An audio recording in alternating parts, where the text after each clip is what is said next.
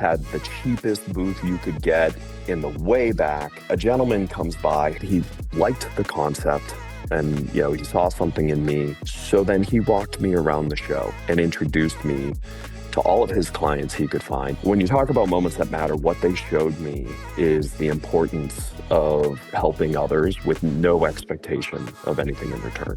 And because of that, what you end up getting in return is you end up building a base of people who want to see you succeed.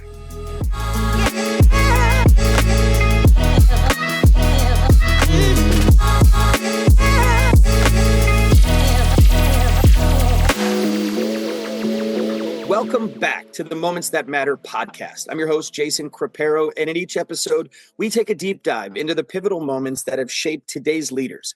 And today we have a great one for you. We have the president of Flip2, Ed St. Ange. Ed, thank you so much for being here. Jason, thanks for having me, man. Always a great time when I get the chance to sit down and chat with you. And I think you have as much superhero memorabilia in your background too. Mine's kind of blurred out, but I've got, Batman cars and everything around here. Yeah, it's funny. My office is made up of the things my wife doesn't want to have in the house. Yeah, we often, when we get our hands on something, my son and I, she'll go, "Where do you think that's going to go?" I guess it's going to the office. Yep. Yeah, exactly. So excited to join. Fan of the podcast, and I've loved all the conversations that we've had. So excited to be on today.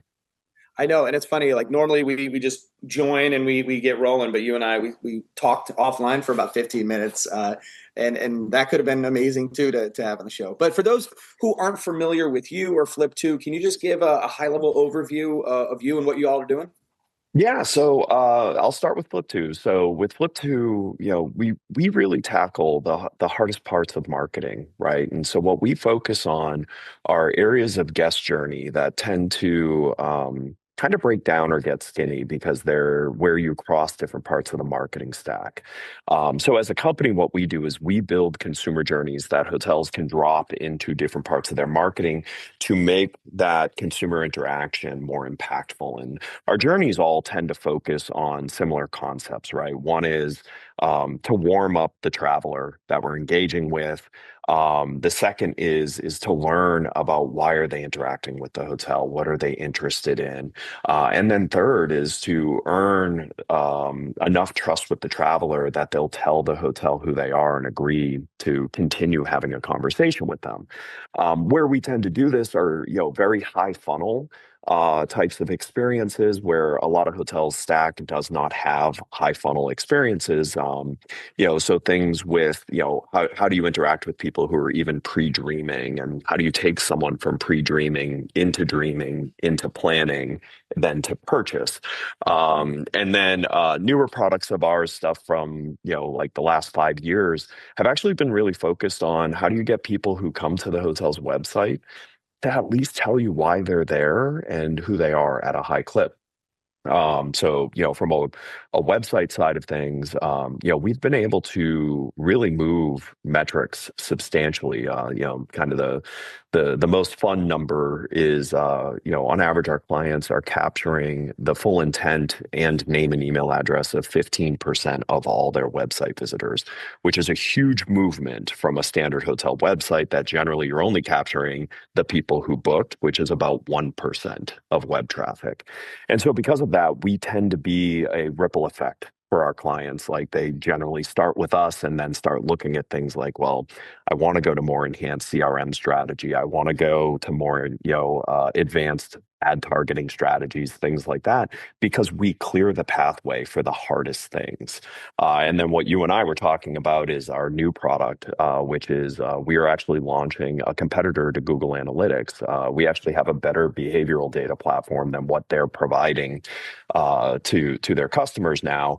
And we're launching a hotel specific analytics infrastructure that not only has a better coverage of what's going on, but also all the KPIs make sense to how hotels actually operate and what they actually sell versus the very e-commerce style of analytics.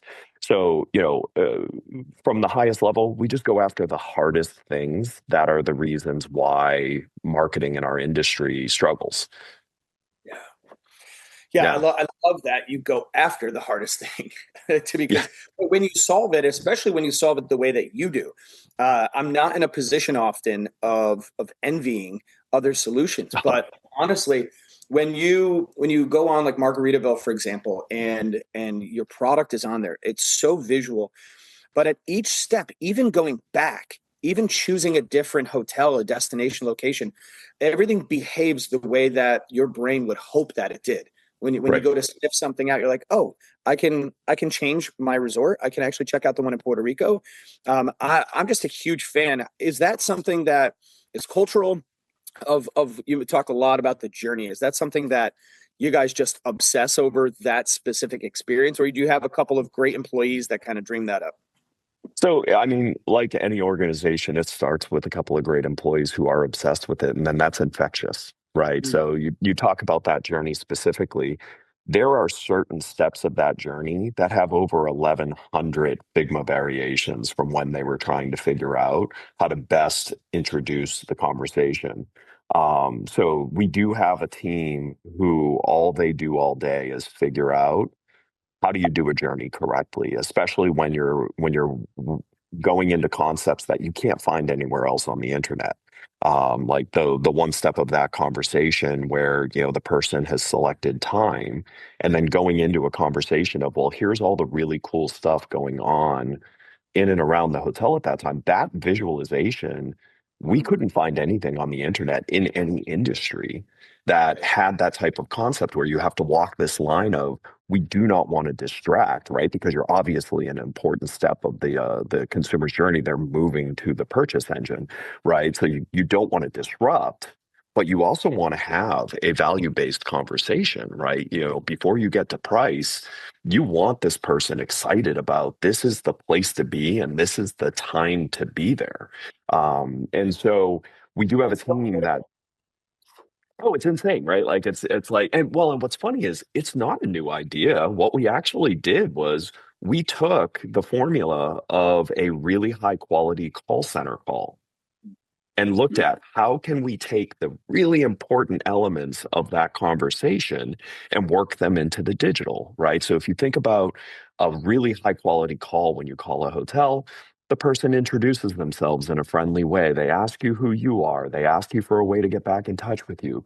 Then they go into when are you traveling? As soon as you answer that question, they bring up well, either what's the occasion or did you know this was going on at that time? They go into this conversation. Now, initially that started because, they're typing that information into a system that was going to take a bit. So, but what you actually learn is a lot of context about what matters to this person. And a really good call center person is going to then use what they learn there conversationally for the rest of the chat.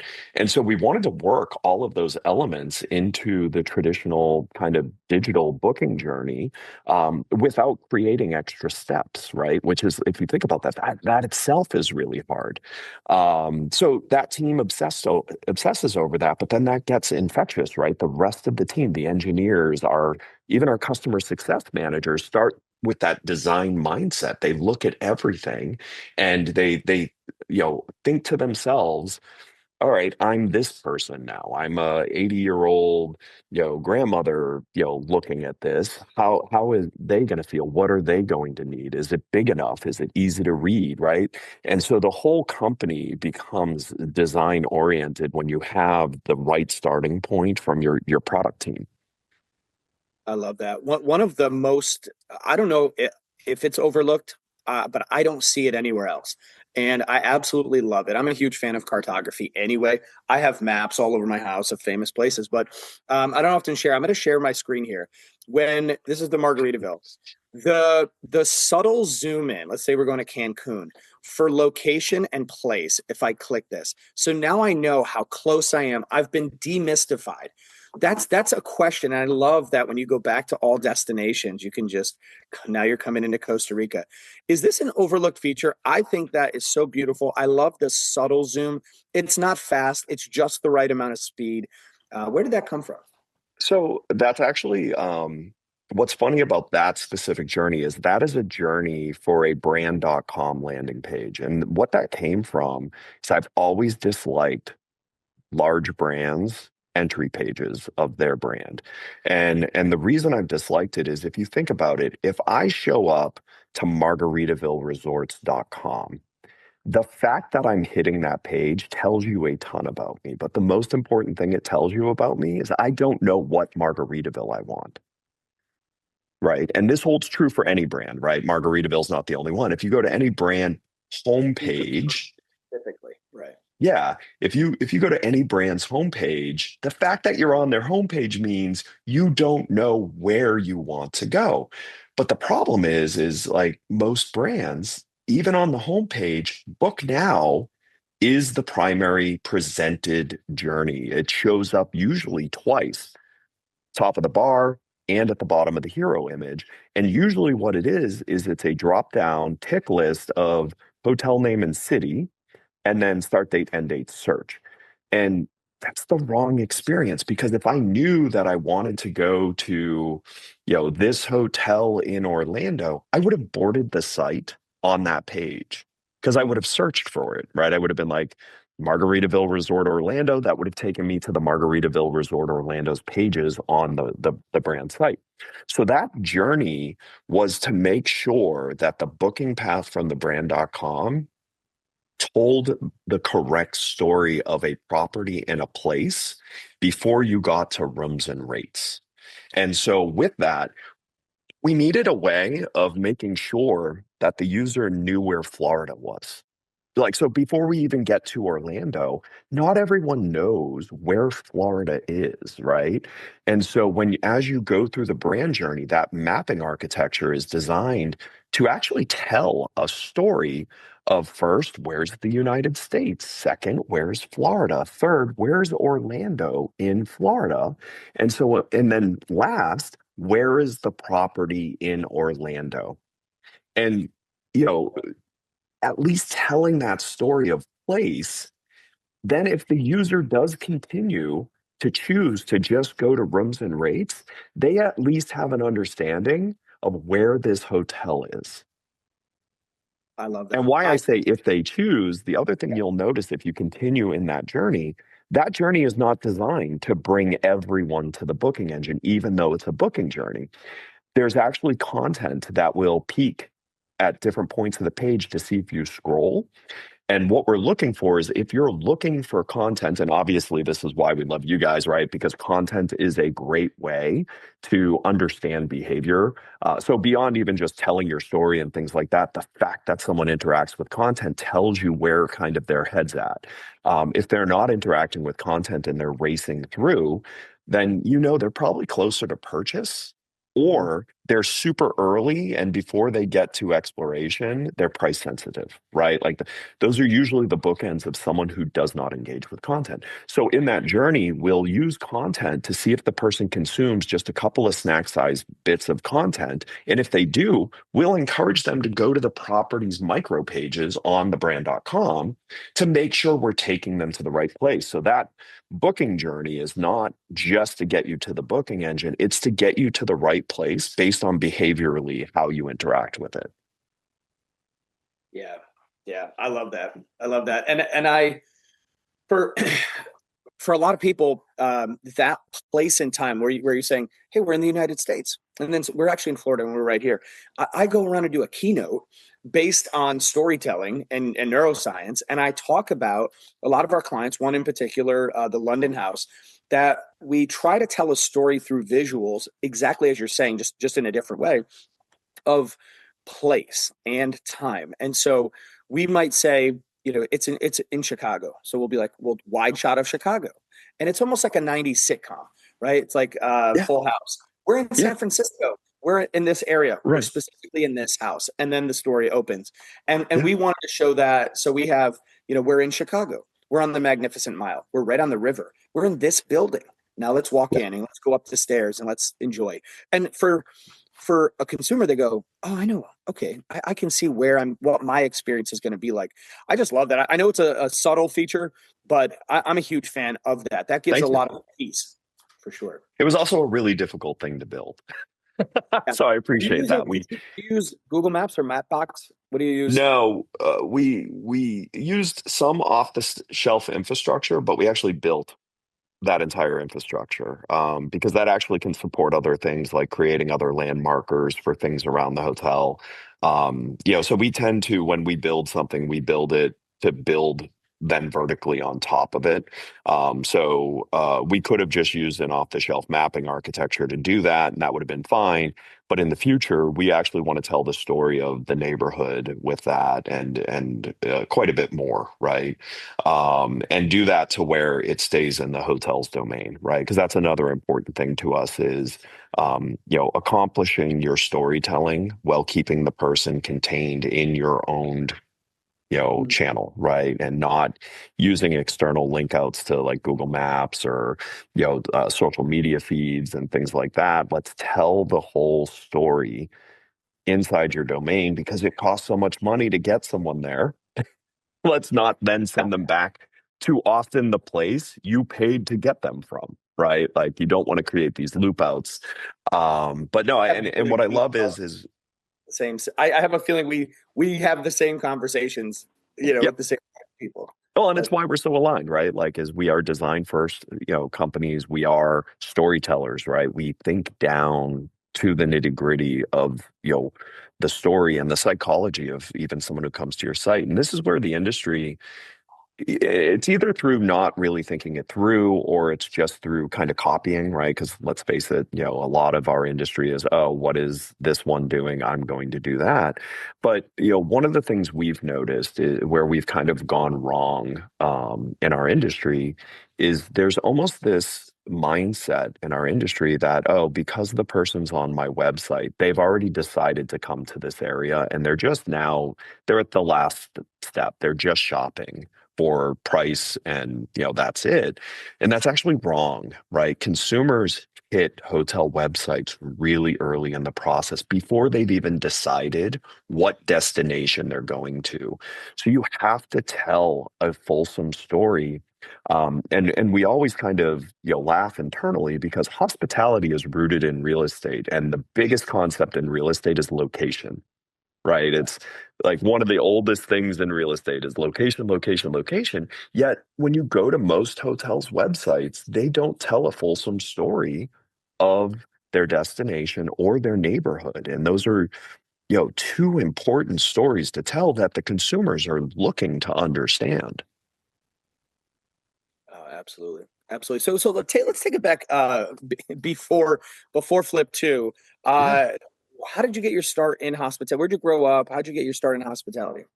So I grew up in New Hampshire. And I'll be honest with you, growing up in New Hampshire, never thought hospitality was a career path I would take. Um, you know, I um, I took in kind of for how old I am. I'm a a Zennial, right? So I'm on half Gen X, half millennial, and I took a kind of a different path than a lot of people in this age range took. I started working very young. My first job was working at an auto body shop when I was 12, Okay. and I loved it. And then when I was 14, I got my first sales job working at the company doesn't exist anymore, but it was Circuit City, and they had mall stores that would hire younger people called it Circuit City Express. And I fell in love with sales through that. It's actually probably to the chagrin of my parents. I stopped doing all my other extracurriculars because I liked working so much. Through that, I became very good. I was usually the top salesperson in the store, even though I was very part time because I was young. By the time I was graduating high school, I was a assistant store manager and a store manager. Like I moved very quickly to that. So by the time it was time to go to college, I was already making a lot of money. And so I didn't want to go to college. And it's all my parents wanted for me. So that was, kind of a heavy conversation. So I decided that it was probably good to put some distance between myself and my parents.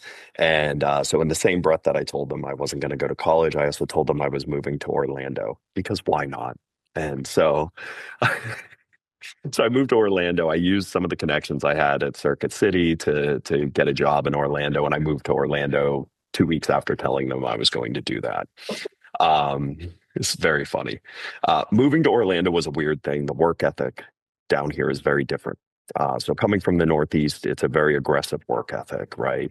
Anyone at any time could walk in the doors and take your job, right? Like it was a very aggressive environment. Where coming to Florida, it very much valued how long you worked for a company and, you know, who you knew and things like that. And so I struggled at first moving down here because I was a very aggressive, like I was a very driven person. So, through a couple of jobs, ended up kind of hitting a point where I realized money wasn't as important as happiness and enjoying what you were doing.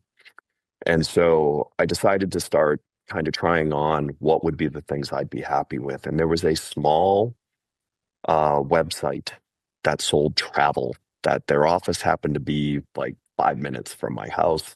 So I went in and applied for that. They didn't want to hire me at first because they thought I was too aggressive. So I did what any smart young person would do when they told you they thought you were too aggressive, is I hounded them for weeks. Yeah, I'll show you how it is. I can be. And so they finally agreed, but they said like, look, we're going to put you in kind of the worst job we have. Which so my first job in travel, I worked for a small online travel website that specialized in Orlando. It was called hotelkingdom.com. They're not around anymore, unfortunately. And my first job was to call people who had booked hotel stays and try and hook them for timeshare tours for Disney tickets. And You were like challenge accepted. I'm like done. So it only took me a couple of months to like blow the doors off of that and blow them away on what I could do with it. And so I told them like, look, I want to get us more timeshare companies. Let me go start talking to them. And then, I started doing that and I got all the timeshare companies. And then I said, okay, I don't want to do this anymore. I want to work with the hotels. And they were like, no, you're too aggressive for hotels. And I said, okay, well, give me your top 30 list of hotels you've always wanted to work with that you haven't been able to. And if I get half of them in 90 days, then I'm moving. I'll train whoever's going to replace me. I'm moving on the hotel side. I did it in 45 days and I got everyone on the list to work with them. Then I fell in love. Like, I love working with hotels. I love the people and how passionate they are. Ironically, this is also where I came up with the idea for my first company, because my job ended up becoming calling the hotel to find out why they gave a better rate to someone else. Mm. Mm. And the answer was always the same. I didn't do it on purpose. I got to them, phone rang. I'll get to you now. I'll fix it. And so it drove me nuts that like this inefficiency existed. And I became obsessed with the problem. Anyone who knew me back then were like, yeah, you were like annoyingly obsessed with this problem. And one day I saw a developer writing a automation using a platform that kind of struck me as this is the way to launch this because the problem back then is there weren't APIs. And so how do you get Expedia to let you connect with them if you don't have the hotels they care about? And then how do you get hotels if you don't have Expedia? Right. So I called it the chicken and egg problem. I finally figured it out from watching this developer build this. So I did what any good employee would do is I went and pitched that job to the owner or pitched that product to the owners. And they weren't the best people. I'm going to be honest. I learned a lot of like what not to do through this. So the wife, it was a Greatest husband and value. wife. Yep, yep. So the wife, who was kind of the problem in that company, anyways, um, told me it was a stupid idea. So I quit on the spot, and I did a Jerry Maguire on my way out. I looked at my boss, who was the VP of sales, and I said, "Hey, remember that thing I've been obsessed with and annoying you with, and all of that? I figured it out. I just pitched it to them. Um, I'm out. Like they thought it was stupid. Come with me." And so he came with me and he was my business partner. So we started Easy Yield. So we started the first channel management product in the industry. This was 2002. I was 22 years old at the time, and knew nothing about developing software at all. I didn't even own a How long at computer at that the point? time. How long at that point had you been in Orlando? 4 years now? So 2002. So that would have been 3 years. So 3 years, you had a job, you're doing well, you come up with the idea, pitch it to the ownership group, they don't go for it.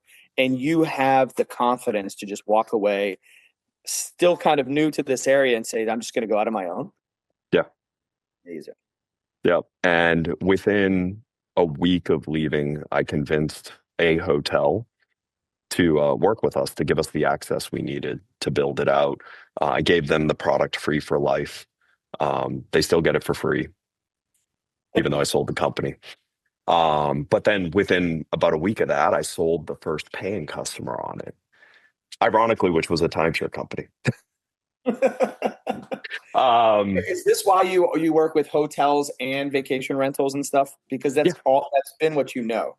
Okay. yeah, yeah. And so, I was always wondering about that, but now the story makes a ton of sense. yeah, yeah. Well, because no one thinks about timeshare, but I got to be honest with you, the timeshare industry, first of all, they're the most advanced marketers in our space. They have much bigger budgets than hotels do, but they also understand the complexity of what we sell as an industry. I would actually say the timeshare industry understands how to sell travel better than the hotel industry does.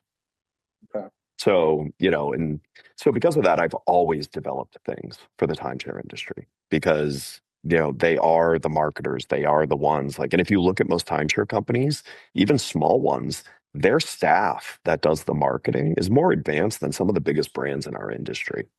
And so those are fun people to work with because they push you, they challenge you. Simple things aren't enough. They want the complexity. So, anyways, I started that company with my business partner. We started it with $1,000, and neither of us knew how to develop software. So we went to Google, and we were like, "There must be like an eBay for programmers." And we literally typed in eBay for programmers, and we found a site called Elance, which was an eBay for programmers. You could post a project, and developing groups from all over the world would bid on doing the project.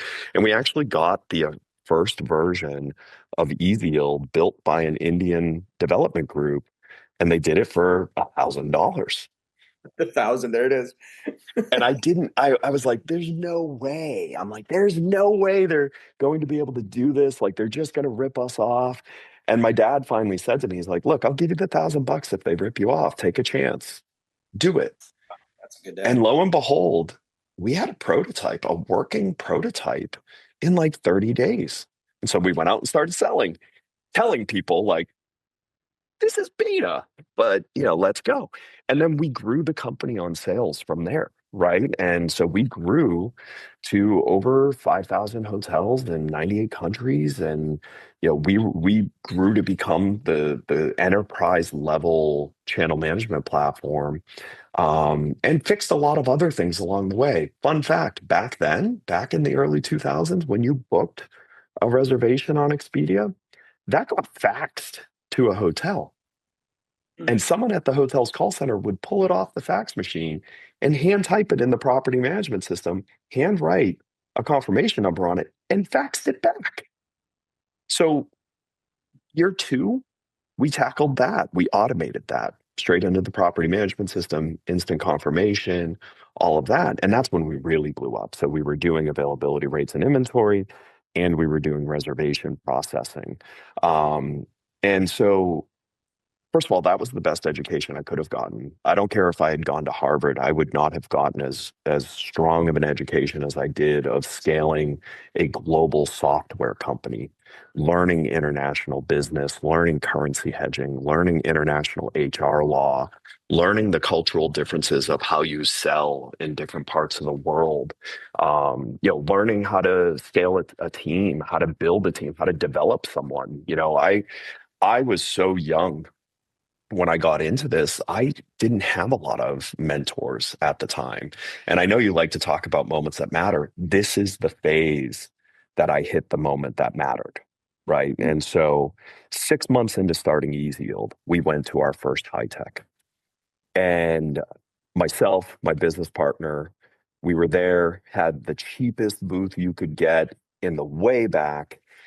And a gentleman comes by. His name was Ed, by the way, as well, Ed Booth. And he came by and he's like, "What do you guys do?" And I explained it to him. And he liked the concept, and he saw something in me. So then he walked me around the show and introduced me to all of his clients he could find. Ed Booth, by the way, at that time was the CEO of Ideas. Wow. Okay. And Ideas, has been a very well respected, tech vendor in this industry forever. And Ed took me under his wing. He treated me almost like I was his son. And he continued doing that after that show. Like, he introduced us to clients there was no way we would ever talk to them. And Yeah. Ed ended up retiring shortly after that. And so he asked Ravi, who was taking over. Ravi was the founder of Ideas, and he's the most brilliant man you'll ever speak to. Generally, I feel good about my ability to follow concepts. Ravi can lose me in a minute because he's a rocket scientist. Like, he is brilliant. But Ravi carried it, and Ravi treated me like I was his son. And so Ideas was one of the most important partners we had. And we found I wanted to do something for them because of what they did for us with no expectation of anything in return. And so I started learning their product and their problems. And one of the problems back then, so Ideas is a revenue management system that makes revenue decisions and makes complex ones. And usually it's a pretty big output. And one of the biggest problems I saw that they had at that time was they were making these recommendations and the hotels weren't deploying them because it was too hard to deploy. So I built the ability for their recommendations to come into our platform and our platform to distribute them.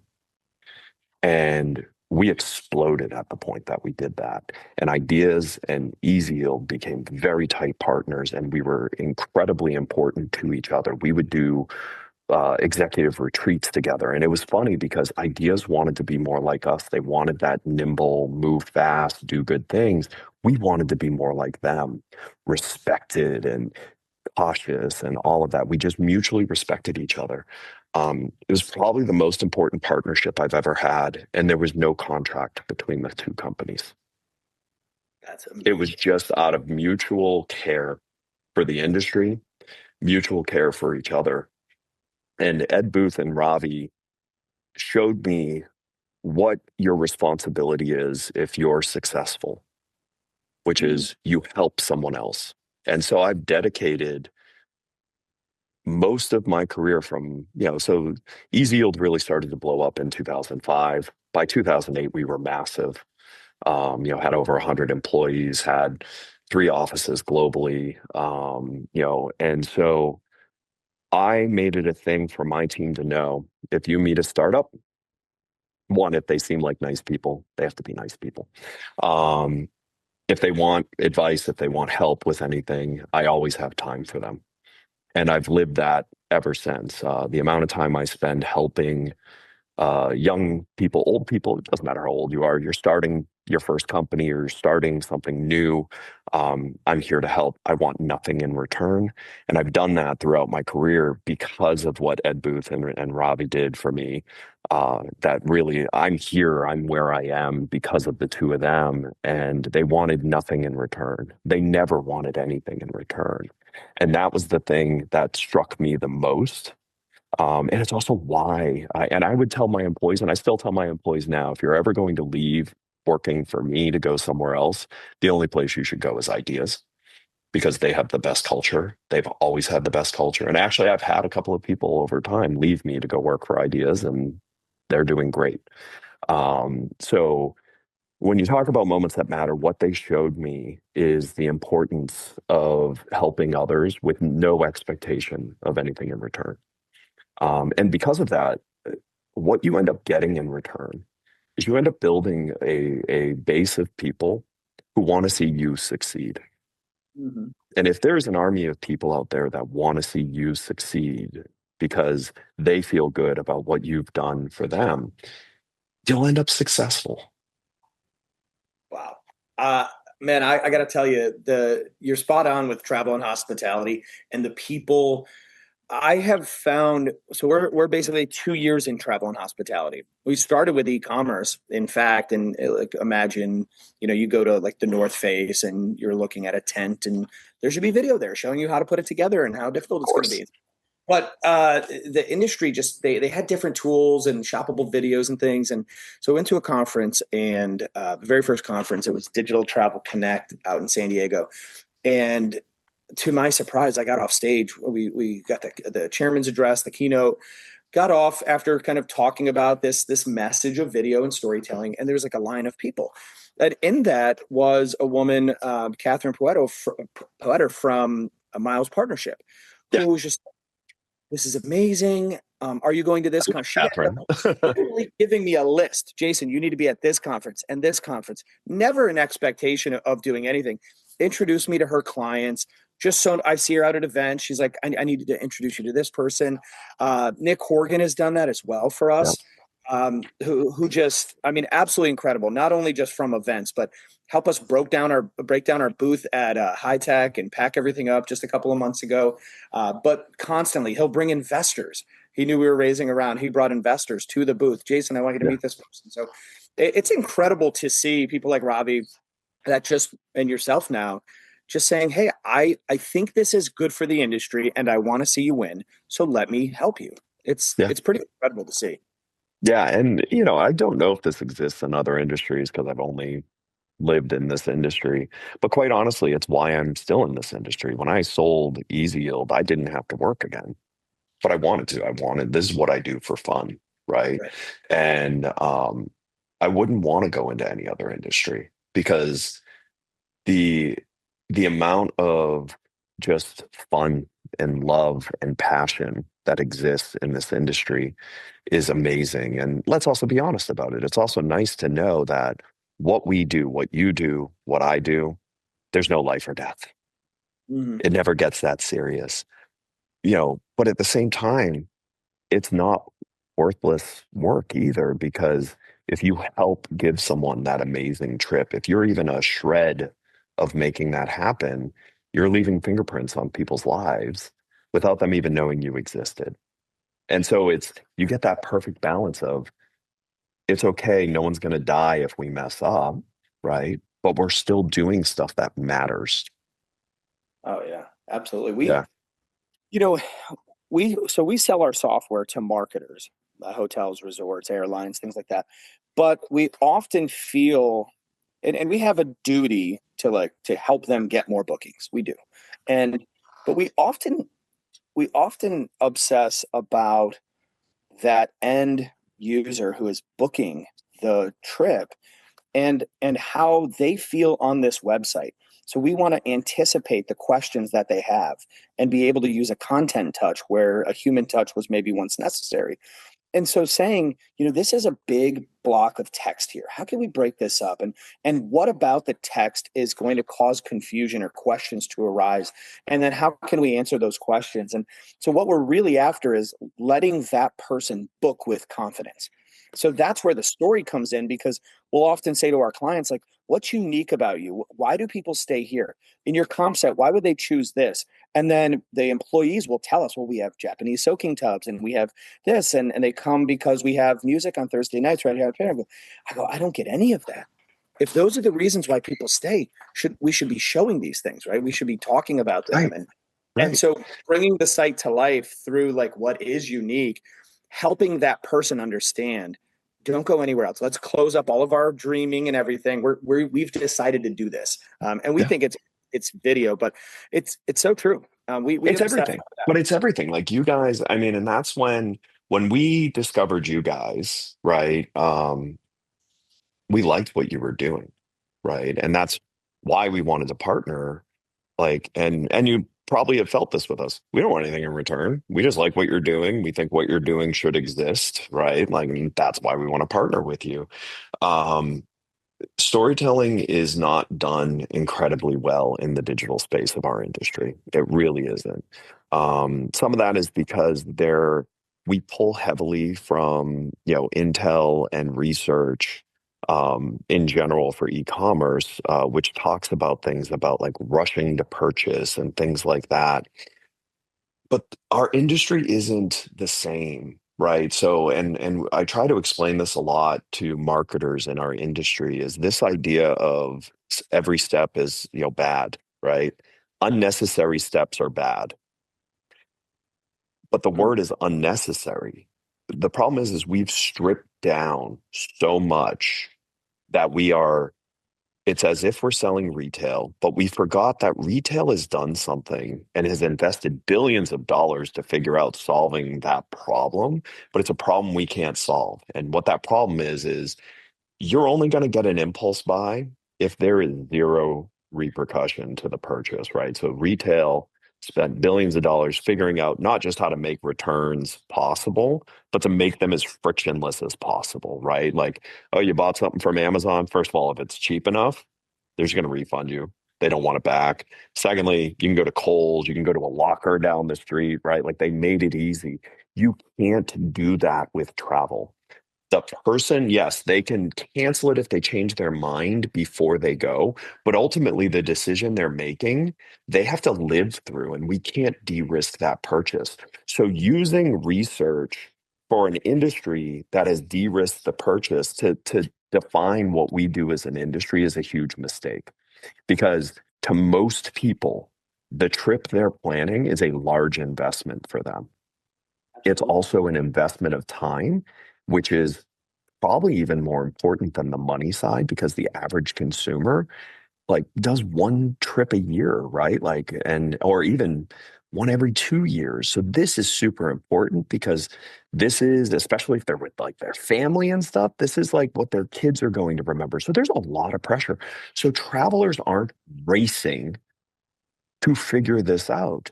They want to understand it. And oh, by the way, buying travel is fun because you're dreaming. You're dreaming about experiences you're going to have.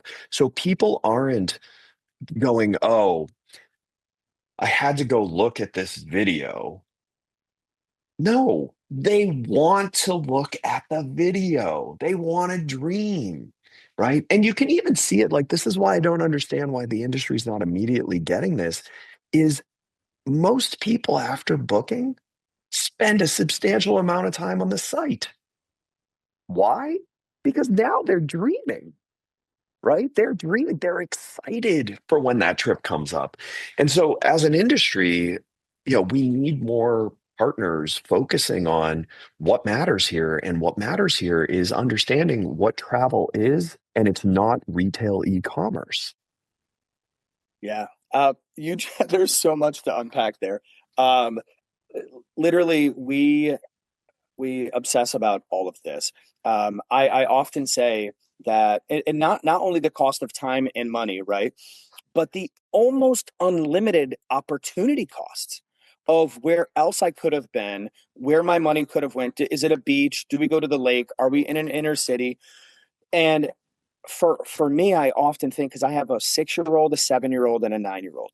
If I'm going across country, we're getting in an airplane. I'm using my American Airlines points. Now we're going to Denver, and then we're going to rent a car. Just that trip, right? Lugging all my kids, packing. It's a Now lot we're of work. we're going up to the mountains, and I'm gonna like hope that the images I saw on your website like are accurate. No, I need to know exactly what we're gonna do, all of the activities, the amenities. Like I need to know exactly what that is. And I'm willing to spend more Yeah, to actually have this experience. And we have, this is not public data, but because we have analytics on video consumption, there is a direct correlation, almost exponential, Ed, between how many videos you watch and how much you spend. So just yeah, to give you one, I was just looking at it before we came on. If you watched two videos and you checked out, you'll in this just one sampling of a customer, you watch two videos, your average checkout is 937. You watch three videos, your average checkout is 1,080. You watch four videos, average checkout is $2,500. yeah, If you watch six videos, you spent $3,700 on the site. yeah, So more video equals more money. yeah. It's because Well, the and what maybe you're going to that's stay pointing at. longer. Right. You go. It's pointing at a few things, right? So like someone who is better sold on the value proposition is more open to spending more money and more time, right? Full stop. Like no one can argue that. And so, there's a few things there. One, if you want to sell more time for more money, you need to do a good enough job selling it, right? Video is important for that, right? Experience is important for that. Um, you know, but also, if you want signals of who's likely to be a bigger purchase, how much video they've watched is a really good signal for how likely is this person to be a premium buyer, right? But it's funny you touch on the kids thing. I don't know about you, but I am like three very different traveler profiles when I travel. If I'm by myself, I want to be as close as I can be to where I need to be. And I really, all I care about is that the bed's comfortable because I'm not going to spend any time at the hotel. Like, I don't care. Right. So I'm more of a value driven traveler. If I'm with my wife, it's going to be higher end and it's going to be something where I care somewhat about the experience of the hotel. If I'm with my kids, I have a traveler profile of like a Saudi prince. I'm willing to spend money if it means my kids are going to have an insane life. Like that's it, right? And the risk is huge. The last thing you want to hear as the person who planned the family trip is, I don't like this. I'm bored. I'm uncomfortable, right? You don't want to hear those words, which often means the stuff you're booking is not the stuff you want to do. It's all about who's with you and making sure they have a good time, right? And then And maybe in their happiness, you can experience some other fun things too. well, You that's know, the thing is they're making happy. them happy, seeing the smiles on their faces, that's the reward, right? That's what makes you happy, right? Yeah, And I think our industry understands these concepts, but forgets them in marketing. yeah, But you know who absolutely. doesn't?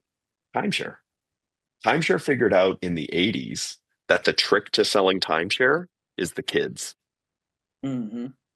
And and it's funny because I actually had my VP of commercial, Jessica, share with me this research that hotels did recently, talking about how the kids are the most important to cater to for getting sales, as like if it was a new concept. And I was like, let me show you this from the 80s. Timeshare figured that out years ago that parents will be, and Disney figured it out a long time ago too. They are the utmost experts in removing as much money from your wallet as possible while making you feel great about it. Like, I mean, it's the thing. And Disney is like the ultimate version of that because also you often see kids having the time of their life, parents just like look miserable, and they love it. Yeah. So, but that's the thing that's missed a lot in our marketing as an industry, is understanding the true human element of why people buy travel. I don't want to see on your website your porta cachet. I don't want to see empty rooms. I want to see people who look like me, and this is true for everyone. So this is where making sure your content tells the story and everyone should be able to see themselves in your marketing, right? That is an incredibly important piece. They should also know clearly, who is this hotel for? And our industry hates that question. They hate it, but every hotel has a reason that people travel with them and who that is. If every hotel is for everyone, then every hotel is for no one, right? But our industry refuses to have that as a North Star, a guiding star of like, who are the people who stay with you? Why do they stay with you? And why I'm bringing this up is, I'm sure you're hearing it. Our industry is obsessed with what AI is going to do to things. I got to be honest with you. Like, if you don't know who your traveler is and you don't like, and you can't accept that, you're going to have a hard time with AI because you're going to need to be able to not only understand who your traveler is, you need to understand what they want, how they search, what's important to them, or otherwise you're never going to be able to get that up into the different language models and things like that. And you can't be for everyone because the language model will be like, oh, you're not for anyone. You're generic. You're not a brand. You're for no one because you say you're for everyone. You have no interesting thing about you, so I'm not going to recommend you, right? So our industry as a whole needs to like get their arms around. Every employee should understand, why does your hotel exist? What is their role to making that happen? And who is your traveler? If you can't answer those three things, you're in for a rough ride. Absolutely. We literally call those moments that matter. So when Yeah. we sit down with a hotel, we go, who is your ideal target? Who do you want? Who did you build this for? And what are the moments that matter to them? So we don't want to show the hair blow dryer and the inside of this No. room, right? We want to show you fishing off the dock with your son or daughter. We want to show you winding down with a glass of wine Yeah. enjoying a beautiful sunset. We want to show you waking up and having a cup of coffee. Those are the specific moments in their life that they're paying for, not the bed. Right. Right. And so you probably see what I'm talking about then. How many of them can't answer? Oh, it's I think they have a read on who they want to come. There's just, because discovery is so big, you end up getting people with different expectations. And it is when you meet someone that has a really clear vision for the hotel, the vibe Yeah. they're going for, down to the fact that they will say, we are targeting certain states. And we, Yep. one hotel in Those are the Hawaii, best hotels to work with because all of their marketing works well too. and it Because works it's a so clear well. answer. Right.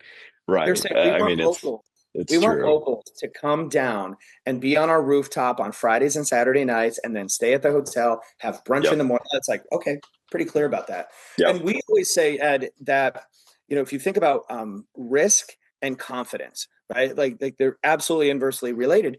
When we can build confidence, we reduce risk. My sales coach used to say that the sale always goes to the brand that poses the least risky the least risk to the outcome I'm trying to achieve. So Right. if I want to have a great family vacation, I'm going to choose the brand, the resort that gives me the least risky option.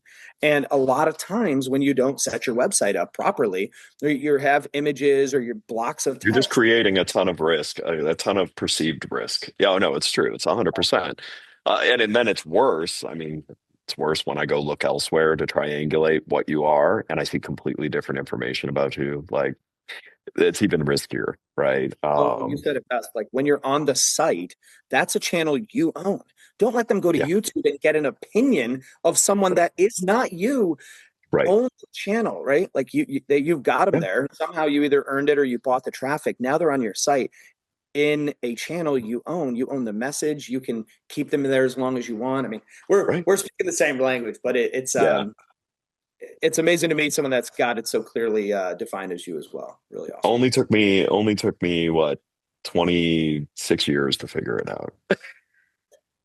Never too late. Right? No, the story's incredible, man. And I know we're coming at time too, so I do have one more question though. For a younger person that, because we could honestly go on for hours. Like I have so much to dig into. Even just you arriving in Orlando sort of mirrored my arrival in Myrtle Beach. When I was like 20 years old. But for younger people that are coming up, they want to get into hospitality, maybe tech, sales. What advice would you give a younger person just entering the industry? Learn everything you can. Write down the problems. Everything I've done in my career is solving a problem that the industry didn't recognize. So when you're first new to this industry, you see all the problems. But then as you keep going, you get to a point where you're like, well, are they problems if they're for everyone? Yes, there's still problems, right? So while you're new to the industry, map out the stuff that you see that's wrong and try and see how you can fix it. And it's not always easy. It's worth it. You can change this industry. I've changed the industry multiple times in my career, right? And it was by listening and learning and not accepting the reality. Well, thank you so much. Another episode of the Moments That Matter podcast. You heard it here from Ed St. Ange with Flip2. Thank you so much, Ed, for being on the show today. Thanks, Jason. This was so much fun. Thank you. And thank you to the listeners for tuning in once more. As always, if you want to get notified of new episodes, subscribe, leave a comment if you thought this was interesting. Thanks so much and have a great day.